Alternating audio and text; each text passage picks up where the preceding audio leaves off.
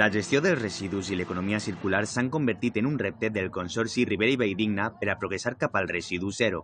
Les fórmules per aconseguir-ho s'han debatut en un nou fòrum d'economia comarcal organitzat per A. el diari Levante, el Mercantil Valenciano i la Confederació Empresarial de la Comunitat Valenciana.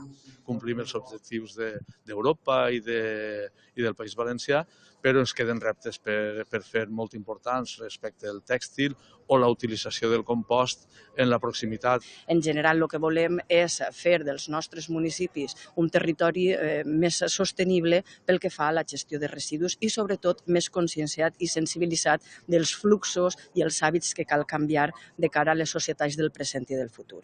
Al fòrum han assistit diferents personalitats de la comarca, on s'ha analitzat la importància de la planta de tractament de residus de Guadassuar. L'objectiu d'aquestes plantes és recuperar com més millor, per a que allò que ens desfem a casa siga un recurs i no siga una cosa que hem d'abocar a un abocador. Suposa per a tots no tindré problemes de tornar a tirar com es feia fa 30 anys. El fem al riu esperant que vinguera una pluja forta i se l'emportara. Els experts també han explicat diferents iniciatives pioneres per a la reducció de residus. Hi ha que dir-li a la ciutadania que 13.500 tones a l'any de tèxtil entren a la planta, o ja entren contaminades.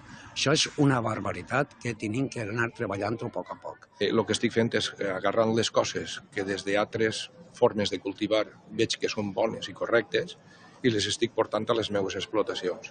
El Fòrum d'Economia Comarcal ha servit per a posar en valor la gestió de residus i l'economia circular, dos aspectes claus per a progressar cap al residu zero.